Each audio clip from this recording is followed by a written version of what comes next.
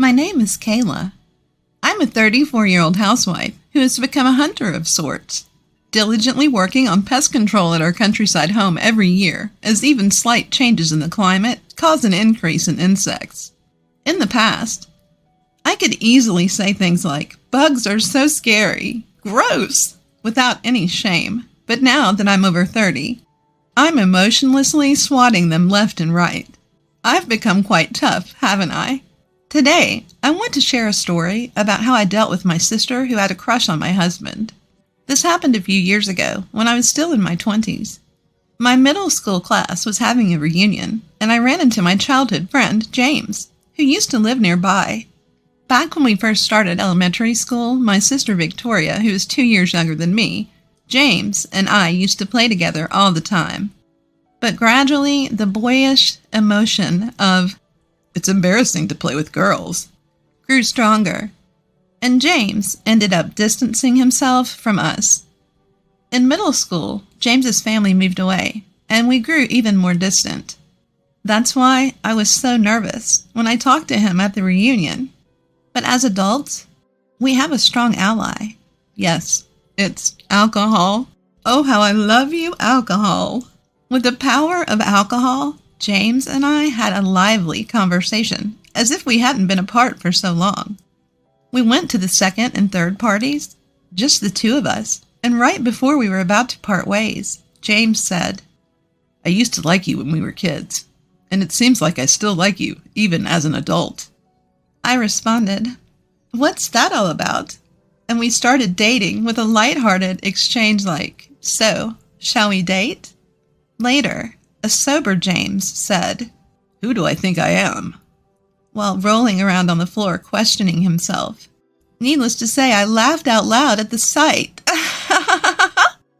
It's kind of funny when the person you like is incredibly embarrassed, and the cause of it is you. I feel a little bit bad for him, though. Then, our marriage was decided smoothly, and we went to each other's parents' houses to announce our upcoming wedding and the start of our cohabitation, which was scheduled for half a year later. We planned to live together before getting married to make sure our lifestyles were compatible. Since we were childhood friends, our parents knew each other's faces. No problem there. Easily approved. We should have gotten permission easily, but, of all things, a problem occurred at my house. It happened when James came over to greet my family, and we were having dinner together. "I'm home," my sister returned from work with a deflated voice. She saw James sitting at the table, and after being surprised, her expression quickly changed to a happy one. "Huh, James, why are you at our house?" James looked a bit embarrassed and glanced at me. "Well, we've actually been dating for about half a year now, and we decided to get married. He came over today to announce it. I thought I should tell my family myself, so I explained the situation to my sister on behalf of James."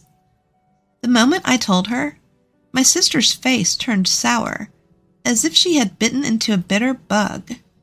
"All right, I'm tired, so I'm going to bed. Bye." With that, she hurriedly went into her room and slammed the door shut. Wow, that was unpleasant. I looked at James, worried that I might have upset her. But he gave me a reassuring smile and said, "Don't worry about it. Just to clarify, my sister isn't usually like that. There must have been something about my upcoming marriage or cohabitation that bothered her. But even our parents had no issues with it, so why was my sister so upset?" Not understanding her feelings, I wondered whether I should directly ask her after James had left. When I was about to take a bath, I ran into her in the hallway. I stumbled over my words as she glared at me with a fierce expression. "I never thought you'd marry James. I've always loved him too. I'll never forgive you." With those furious words, she stormed off, her footsteps echoing angrily down the hallway. Her unexpected confession left me stunned. Really? She loved James too? I couldn't help but feel like this was something out of a daytime drama. I spent a sleepless night thinking about it, but eventually reached a conclusion. Did it really matter if my sister loved my fiancé? After all, we were already engaged. If James had said he loved my sister, it would have been a different story. But that wasn't the case. More importantly, if she had loved him since they were kids, she should have told him her feelings much earlier. It was her own fault for not doing so, and blaming me for it was misguided. I knew she might become more hostile, but I decided to let it slide, like a big-hearted older sister. Normally, this would be a heavy situation, but I chose to take a more optimistic view. Still, I was unsure whether to tell James about it. My sister's feelings could become known to him. But if I didn't tell him, he'd feel uncomfortable every time he came over without knowing why. So considering him as a party involved, I decided to tell him everything. If there's anything I can do, let me know. It doesn't seem like there's much I can do, though, James said, concerned about me. Well, it's a sisterly issue. If my sister tries to attack me, I might ask you to be my shield. Hey, don't joke about that. So that's how we decided not to think too deeply about it. Neither of us had any intention of changing our decision to marry, and it wasn't an issue we could convince my sister to understand. So, our choice was to leave it be. As expected, my sister's attitude toward me became much colder after that. On the first day, when I went to take a bath after her, I found that she had drained the bathtub. Ha ha ha! This isn't a big deal. There's always the shower. Honestly, I can even joke about my sister's petty attempts at annoying me. However, it was a bit much when she hid my makeup and wallet before work. I don't have time for a treasure hunt in the morning. I desperately searched, trembling at the thought of being late. Thanks to being late for work, twice in 1 week, I barely made it in, and my boss looked at me with cold eyes and said, "Is it because you're getting relaxed now that you're getting married?" Unforgivable. But no, I'm her older sister. I should forgive her. Or should I? Our parents were initially unaware of my sister's antics, but eventually, they noticed something was off when she started hiding valuables. My mom scolded her, saying, "Why are you acting so childish?" Well, it seems like the person herself probably didn't think much of it and just thought, "What a pain." But the problem was our dad. Dad had always favored my sister because he had to care for her as a baby when Mom fell ill. There was a tendency for him to dote on and have a preference for his younger daughter over me. Basically, he has developed a motherly instinct due to his experience with child rearing. I wouldn't say that I don't understand his feelings. I have the same feelings because I also grew up thinking of my younger sister, who went through tough times, as cute. If you're talking about an experience where I was compared to my younger sister and came up short, yes, that's right. The only time I felt my sister was favored over me was when Dad chose to go to the aquarium instead of the amusement park as I wanted. My mother was someone who would ask me if I wanted to go to the amusement park, so I don't have any painful memories of feeling inferior because of my father's preference for my younger sister. But if my mother had not been that kind of person, I would have felt a strong sense of inferiority. And to make matters worse, my friends at the time would say things like, "Your younger sister is more loved." So I just thought that there was some imbalance of affection everywhere. Well, maybe it's just my naturally optimistic personality. If there's someone who can bring me down, I'd like to see them try. Or something like that. But this time, Dad sided with my sister. It seems that she was talking about how my older sister took my boyfriend. In my father's mind, he already thought of him as the worst man who played around with both sisters. My sister can get married, but I couldn't help but wonder what would happen to my abandoned little sister. I couldn't blame him for taking sides. Regarding Dad's opinion, Mom said, "James doesn't seem like the type who can do such a thing." And with a half-convinced expression, she also listened to my opinion. no, that's not it. On top of that, Mom didn't take either my or my sister's words at face value, and she fairly assessed the situation. But Dad said, I can't stand how pitiful the abandoned sister is, and now even the older sister is being toyed with. I won't forgive anyone for taking advantage of my beloved daughters. You need to wake up too. He spoke as if I'd been brainwashed by James. No matter what I say, he won't listen. Despite some difference in affection, he's a good father who truly loves my sister and me from the bottom of his heart. However, just this once, I wish he would listen a bit more to what I have to say. While it was quite troublesome that my marriage was being opposed, I decided to push through and make it happen anyway. In short, I decided to move out and live with James sooner than planned. The idea was to distance myself from my sister and her issues. If I wasn't at home, she couldn't bother me. The problem would be solved. In fact, this decision seemed to be the right one as our life together went smoothly. As the days went by, my mom told me, I think you're probably right, and since you're an adult, do as you please. Live freely. My dad seemed unhappy, but didn't say anything. Maybe he thought that even if James and I broke up, it wouldn't be good for me or my sister. He probably believed this was the best way to settle things. I think I believed it was the best way to settle things smoothly. However, it's heartbreaking to see James being treated like such a villain. But there was no news from my sister. I thought everything was over. Then came the wedding day. My sister didn't attend, and my father urged me to reconsider the marriage, saying, It's not too late. My mother laughed and said, I've had moments when I thought I made a mistake marrying your dad too, so be prepared for various things in marriage. Needless to say, Dad turned pale behind me, exclaiming, Is that true? Not everyone had heartfelt blessings, but with our parents watching over us, we got married. The next day, our doorbell rang loudly. What? James and I jumped up.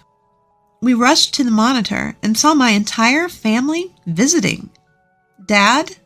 Mom? Victoria? What's going on? My sister glared at me with sharp eyes. I didn't say anything before, but I'm pregnant with James's baby. Take responsibility. My dad added, You don't have children yet, so James should take responsibility. Break up with you and marry Victoria. Give James to her.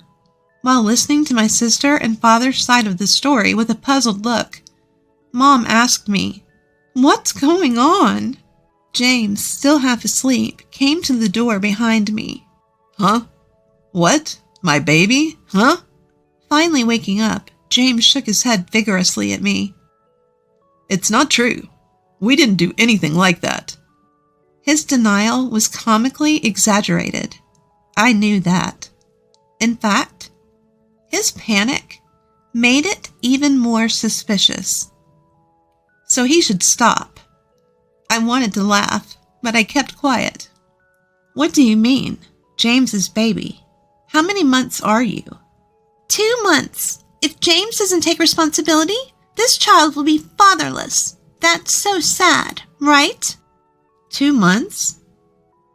I exchanged glances with James, startled by my sister's story.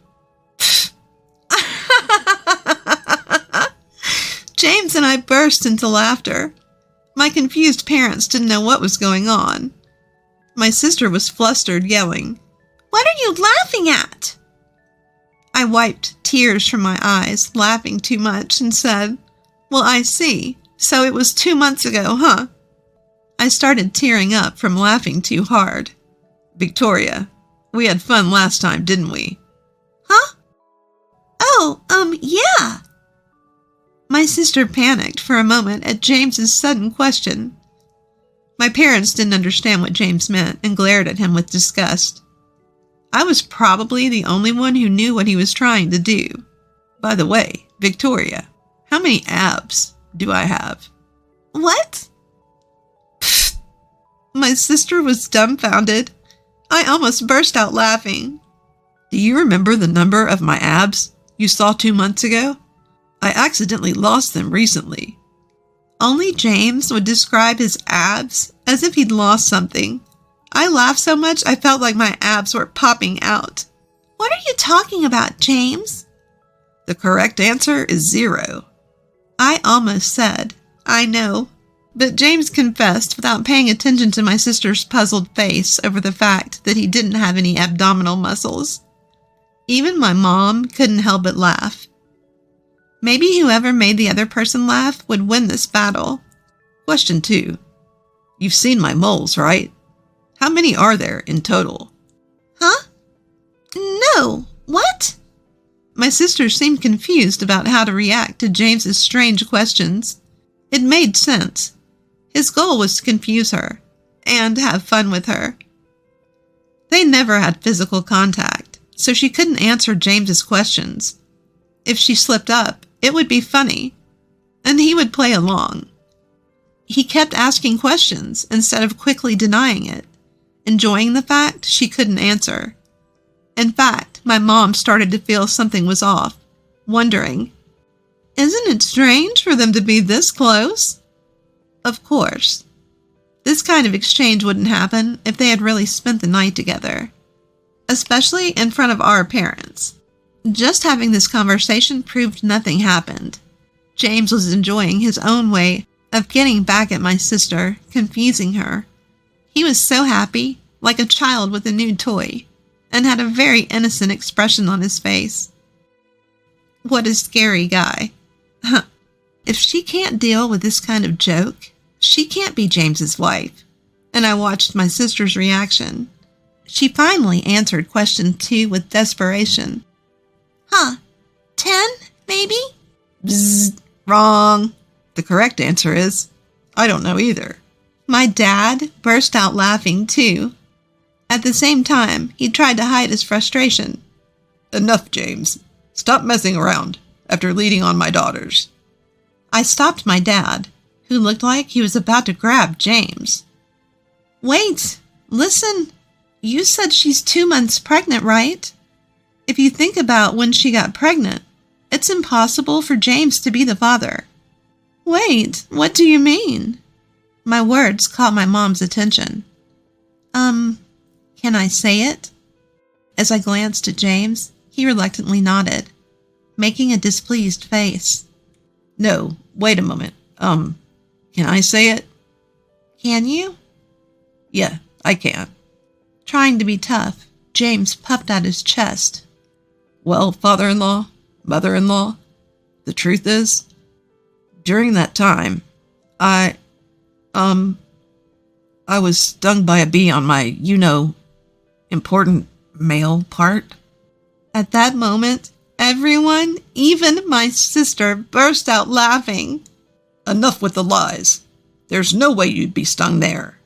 My angry father and my mother laughing hysterically while clapping their hands. Well, it's embarrassing, but it's true. It was hot, so I thought I'd cool down a bit. I opened the window, thinking no one could see me, and just relaxed, naked. And then, that bee came flying in and stung me. James's face, even his ears, turned bright red. I tried not to laugh for his sake, but I couldn't help but burst out laughing. There's no way such an embarrassing guy exists. No, there's really such an embarrassing guy right here. James tried to argue against my father's words, but it wasn't something to be proud of. That doesn't prove the baby in my belly isn't James's. My sister, who had nearly lost her footing, seemed to have caught her breath and rejoined the battle. No, Victoria, think about it. A bee stung me on the important part. Dad, you can imagine the pain of having that vital area hurt, right? My sister fell silent at James's serious face. My dad, who'd been imagining the situation, looked down while gently holding his crotch. He tried to make a stern face, but it was clear he was starting to believe James's words. It's a really important, delicate area for men, so it was tough, I even called an ambulance. I was more embarrassed to be the one who sympathized. I couldn't help but retort at James's story. I had a fever and it was terrible. If someone made a baby in that condition, they'd have real extreme tastes. I could even ask the hospital that took care of me. My mom burst into laughter at James's quiet words. James, you used to take off your swimsuit when playing in our plastic pool, didn't you? Come on, show me the place where you were stung. Laughing loudly, my mom approached James with her hands rubbing together. What? It's already healed, so there's no evidence here. Why would I show you something like that? For some reason, he tried to hide his chest area that wasn't important and unrelated and escape from my mother's grasp. From the looks of it, my mom seemed to trust him now. I felt relieved. James, on the other hand, didn't seem to feel relieved in that. Well, yeah, I can sympathize with that as a man. I don't think anyone would make up such an embarrassing lie, and there's no need to check with the hospital. At that moment, my dad had kind eyes, as if he were respecting James's last shred of pride. I saw an expression I've never seen before. Ironically, because of where the sting was, understanding from living together seemed quick. I wonder if this also applies to the benefits of injury. Amidst all this, I said to my sister, who stood there in a daze, "Look, even if you tell such a pointless lie, neither James nor I will get a divorce. If anything, I think you'll just become more and more miserable. I may not be able to make you believe me, but I really want you to be happy. You're my one and only sister." At that moment, my sister's eyes widened in anger. "Shut up! Shut up! Shut up! I've had enough. I don't like James anymore if he's on my sister's side." James forcefully shook off my sister's hand as she became emotional and tried to grab me. It's fine if you don't like me. I love Kayla, so it doesn't matter. I think of Victoria as a precious childhood friend and a sister-in-law, but I will never see her as a lover now or in the future. If you keep repeating lies like this, I will stand up against them with all my strength. I am Kayla's husband, so I will protect her with all my might. I almost started to cry.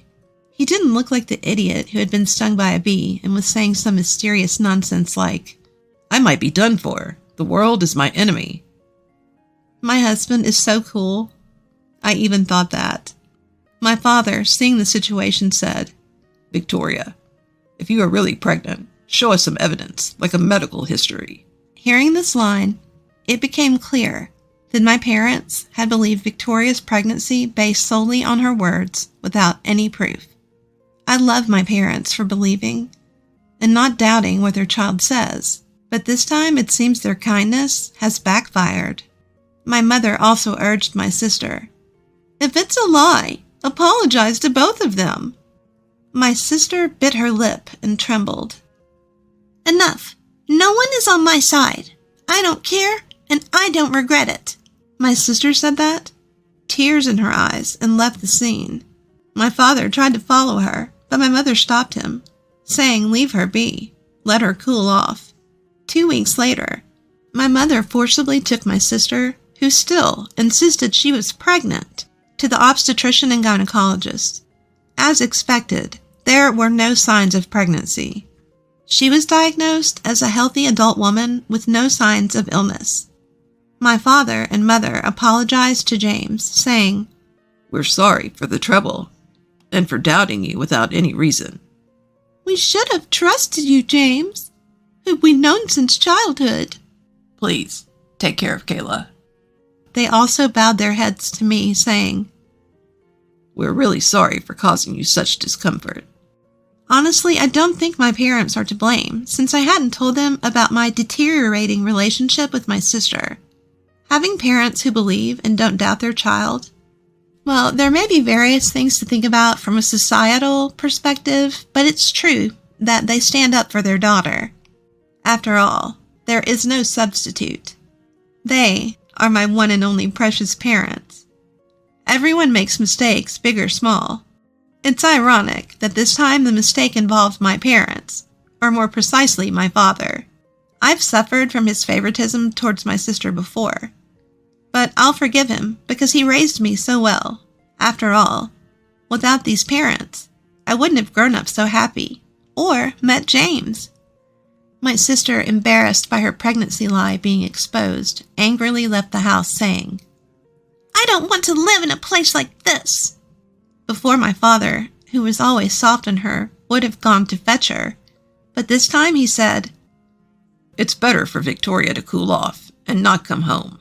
My mother said, "You can't just brush it off as a runaway romance. If she can't apologize sincerely when she comes back, she won't be allowed in the house." I can't imagine my enraged sister sincerely apologizing to us.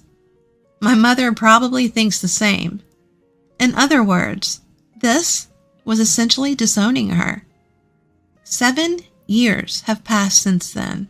My sister apologized to my parents and us, and returned home once. But in the end, she was really disowned and kicked out.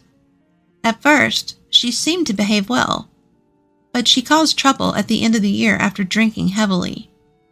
She sneaked into James's bed, who had gone to sleep before her, and asked, "Aren't you getting tired of my sister by now?" James seemed to think a ghost had appeared and let out a loud scream. "Ah!" It was so loud, it seemed like the neighbors would get angry. My parents and I woke up from the noise, and the incident was exposed.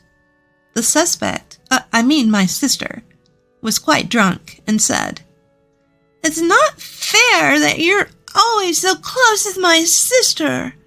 You should share some of that with me too." Of course, that's not something we could do, nor would we. I was furious and told her to stop it.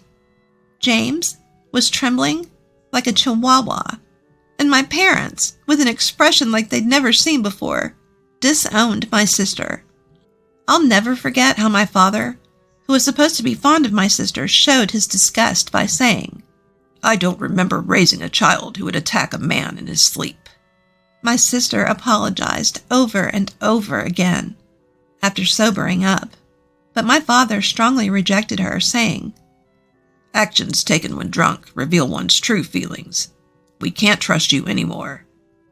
My sister left home in tears. Meanwhile, I found out I was pregnant for the first time after the tumultuous end of the year. Since then, I've been with James, and we just kept having children constantly, you know.